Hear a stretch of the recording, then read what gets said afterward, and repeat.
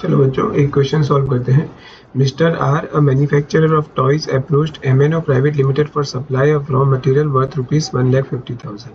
Mr. R was offered a credit period of 1 month. Mr. R went to the company prior to the due date and met Mr. C, an employee at the billing counter, who convinced the former that the payment can be made to him as the billing cashier is on leave. Simple बात है, mister are ने MNO private limited company से कुछ सामान purchase किया, मतलब MNO से सामान परचेज किया। कितने रुपए का सामान था? 1,50,000 रुपीज़ का सामान था, और वो उसने क्रेडिट पे परचेज किया, मतलब उधार पे परचेज किया। क्रेडिट का पीरियड था 1 मंथ का, और कौन सी तारीख से पहले पेमेंट कर देना था? तो 1 महीना फिनिश हो उसके पहले पेमेंट कर देना था। मिस्टर आर 1 महीना फिनिश होने से पहले ही MNO कंपनी के अंदर चले गए। उसने बोला कि मुझे पेमेंट करना है। अब जनरली कोई भी कंपनी होती है ना, उसमें जैसे मान लो कि ये मेन गेट है, तो जो कैशियर होता है, पेमेंट जनरली कैशियर को करना होता है। जो जनरल एम्प्लॉइज होते हैं ना, उनको पेमेंट नहीं करना होता है, कैशियर को पेमेंट करना होता है। पर कैशियर उस समय अवेलेबल नहीं था, एक जनरल एम्प्लॉय अवेलेबल था जिसका नाम था मिस्टर सी। मिस्टर सी ने मिस्टर आर को बोला कि तुम मुझे पेमेंट दे दो, कैशियर अभी अवेलेबल नहीं है, तुम मुझे पेमेंट दे दो, मैं तुम्हें रिसीट दे दूंगा और कोई प्रॉब्लम नहीं होगी। तो क्या हुआ? Mister R paid the money and was issued a signed and sealed receipt by Mr. C. After the lapse of due date, Mr. R received a recovery notice from the company for the payment of ₹1,50,000. हुआ क्या? Mister सी को mister are ने 1,50,000 rupees दे दिया, और mister सी ने एक उनको receipt भी दे दी। वो रिसीट में कंपनी की साइन, उस बंदे की साइन भी थी और कंपनी का सील भी था। प्रॉब्लम क्या हुई कि 1 महीना फिनिश हो गया ना, तो MNO प्राइवेट लिमिटेड कंपनी की तरफ से मिस्टर आर को एक नोटिस गई, और उस नोटिस में लिखा था कि आपका 1,50,000 रुपीज देना बाकी है, आप पेमेंट करो। Mr. R informed the company that he has already paid the above amount and is, being outsider, had genuine reasons to trust Mr. C, who claimed to be an employee, and had issued him a receipt. मतलब mister are ने company को ये क्या बताया कि देखो मैं तो ऑलरेडी पेमेंट कर चुका हूँ, मेरे पास में रिसीट भी है, और वो रिसीट मेरे को मिस्टर सी ने बना के दी थी। मुझे ये बात नहीं पता थी कि आपकी कंपनी में कैशियर को ही पेमेंट करना होता है। मिस्टर सी आपके यहाँ पे एम्प्लॉय था, तो मेरे पास तो पूरे रीजंस थे। मिस्टर आर ये बोलता है मेरे पास तो पूरे रीजंस थे ये बिलीव करने के कि मैं मिस्टर सी को पेमेंट कर दूं, तो मैंने मिस्टर सी को पेमेंट कर दिया।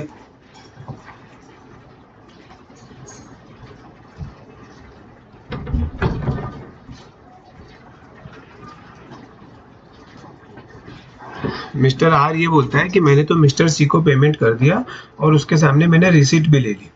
The company filed a suit against Mr. R for non-payment of dues. Discuss the fate of suit and the liability of Mr. R towards the company as on current date is in consonance with the provisions of Companies Act 2013. So basically question ये पूछना चाहता है कि MNO जो company है उसने case file कर दिया मिस्टर आर के ऊपर, क्या बोलकर कि भाई इनका पैसा देना बाकी है, 1,50,000 रुपया देना बाकी है। तो उनको कंपनीज एक्ट के हिसाब से ये बताना है कि क्या मिस्टर आर को वो 1,50,000 दोबारा देने पड़ेंगे। तो इसको आंसर करने के लिए हमको यहाँ पर बताना पड़ेगा doctrine of indoor management. Doctrine of indoor management में अपने को ये बताना पड़ेगा कि outsiders not deemed to have notice of internal affairs of the company. मतलब कि यहाँ पे आउटसाइडर कौन था? Mister are. और कंपनी कौन सी है यहाँ पे? MNO private limited. तो आउटसाइडर मिस्टर आर को ये बात कैसे पता चलेगी कि MNO प्राइवेट लिमिटेड के अंदर एक पॉलिसी है कि जो पेमेंट है वो सिर्फ कैशियर को किया जाएगा। अभी ये जो पॉलिसी है, इस पॉलिसी के बारे में मिस्टर आर को कैसे पता होगा? ये तो कंपनी का एक इंटरनल अफेयर है ना। ये मिस्टर सी आकर अगर मिस्टर आर को बोलेगा कि तुम मुझे पेमेंट कर दो, तो कोई भी आदमी जो कॉमन सेंस का होगा वो पेमेंट कर ही देगा। तो यही डॉक्ट्रिन ऑफ इंडोर मैनेजमेंट होता है।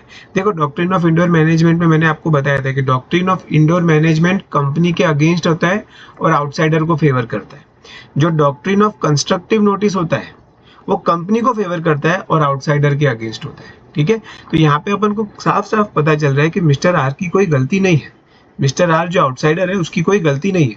तो आउटसाइडर को कौन सा डॉक्ट्रिन फेवर करता है? Doctrine of indoor management. तो हमको सबसे पहले तो वो कोट करना है और उसमें लिखना है कि outsider not deemed to have notice of.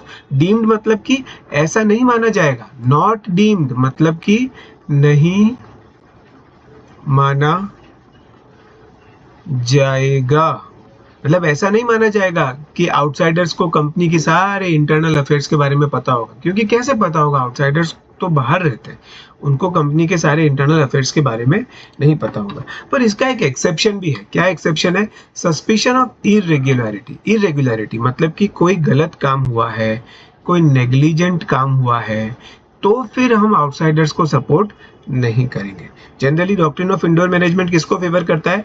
Outsiders को फेवर करता है। पर इसका मतलब यह है क्या कि आउटसाइडर्स अपनी मन मर्जी में आए, जैसे बिहेव करना है करे, जैसे उनको काम करना है करे, हमेशा वो आउटसाइडर को ही फेवर करेगा डॉक्ट्रिन ऑफ इंडोर मैनेजमेंट? ना ना ना, ऐसा भी नहीं है। जहां पर इरेगुलरिटी होगी, जहां पे नेग्लिजेंट बिहेवियर होगा, नेग्लिजेंट बिहेवियर का मतलब लापरवाही, लापरवाही, तो फिर doctrine of indoor management outsiders को फेवर नहीं करेगा। सर यहाँ पर लापरवाही कहाँ पे हुई है? तो अगर ये क्वेश्चन का आगे वाला पार्ट आप पढ़ो ना, would your answer be different if a receipt under the company seal was not issued by C after receiving payment. यानी कि जब मिस्टर आर ने सी को पेमेंट किया तो सी ने कोई रिसीट दी ही नहीं। ऐसा मान लो कि सी ने कोई रिसीट दी ही नहीं, तो भाई कोई भी कॉमन इंसान, कोई भी कॉमन मैन जब पेमेंट करता है तो रिसीट तो मांगता ही है ना। तो मिस्टर आर को रिसीट मांगनी चाहिए थी, मिस्टर आर को प्रूफ ऑफ पेमेंट मांगना चाहिए था। रिसीट क्या है? प्रूफ ऑफ पेमेंट ही तो है, तो मिस्टर आर को प्रूफ ऑफ पेमेंट मांगना चाहिए था। यहाँ पर अगर mister R proof of payment नहीं मांगते तो हम ऐसा मानेंगे कि उन्होंने लापरवाही दिखाई है, नेग्लिजेंट बिहेवियर दिखाया है। तो उस केस में सस्पिशन ऑफ इरेगुलरिटी लागू पड़ जाएगा और डॉक्ट्रिन ऑफ इंडोर मैनेजमेंट नहीं बचा पाएगा। आउटसाइडर को, मिस्टर आर को डॉक्ट्रिन ऑफ इंडोर मैनेजमेंट बचा नहीं पाएगा। तो बेसिकली इस क्वेश्चन में दो क्वेश्चन हो गए। तो ये फर्स्ट पार्ट वाला क्वेश्चन हो गया जो यहाँ से यहाँ तक पूछता है, और ये second part of the question हो गया जिसमें ऐसा पूछा है कि अगर मिस्टर आर को रिसीट नहीं मिली होती तो क्या होता। तो हमको फर्स्ट पार्ट का आंसर ऐसे देना है कि mister R is not liable to pay. जो पहला वाला केस है जिसमें मिस्टर सी को पेमेंट कर दिया और रिसीट भी ले ली थी, तो हम बोलेंगे कि डॉक्ट्रिन ऑफ इंडोर मैनेजमेंट के हिसाब से मिस्टर आर की कोई गलती नहीं है, क्योंकि मिस्टर सी वहाँ के एम्प्लॉय थे, तो मिस्टर आर उनको पेमेंट करके रिसीट लेकर चले गए, तो मिस्टर आर ने अपनी रिस्पॉन्सिबिलिटी निभा दी। तो यहाँ पर मिस्टर आर की कोई गलती नहीं मानी जाएगी, मिस्टर आर को दोबारा पेमेंट नहीं करना पड़ेगा। पर मान लो कि मिस्टर आर रिसीट लेते ही नहीं है, मिस्टर आर ने रिसीट मांगी नहीं होती, तो उस केस में mister R is liable to pay, ऐसा माना जाएगा। अगर मिस्टर आर रिसीट लेना भूल जाते हैं, रिसीट लेना भूल जाते हैं मतलब कि उन्होंने लापरवाही दिखाई है, ये तो आप ऐसा कहोगे ना कि आपने लापरवाही दिखाई है, इतना आप केयरलेस कैसे हो सकते हो। आप किसी को 1,50,000 रुपया दे रहे हो तो कम से कम कुछ तो लिखित में लोगे ना, उससे कुछ रिटर्न में लोगे ना कि भाई हाँ मैंने आपसे ये पैसा लिया है, इस डेट को लिया है, ये सब चीजें आप लिखवा के लोगे ना, यही तो समझदारी होती है। तो अगर आपने रिसीट नहीं ली है तो फिर कंपनी अब आपको वापिस से पैसा मांगेगी और आपको वापिस देना भी पड़ेगा, वहां पे आपको डॉक्ट्रिन ऑफ इंडोर मैनेजमेंट बचा नहीं सकता। ये 4 मार्क का क्वेश्चन है, इसमें अपने को प्रोविजंस बताने हैं, फैक्ट्स ऑफ द केस बताने हैं और ये कंक्लूजन बताना है। बहुत ही अच्छा, बहुत ही इंपॉर्टेंट क्वेश्चन है, इसका स्टैंडर्ड आंसर भी आप लोग देखिएगा और उसको अच्छे से समझिएगा।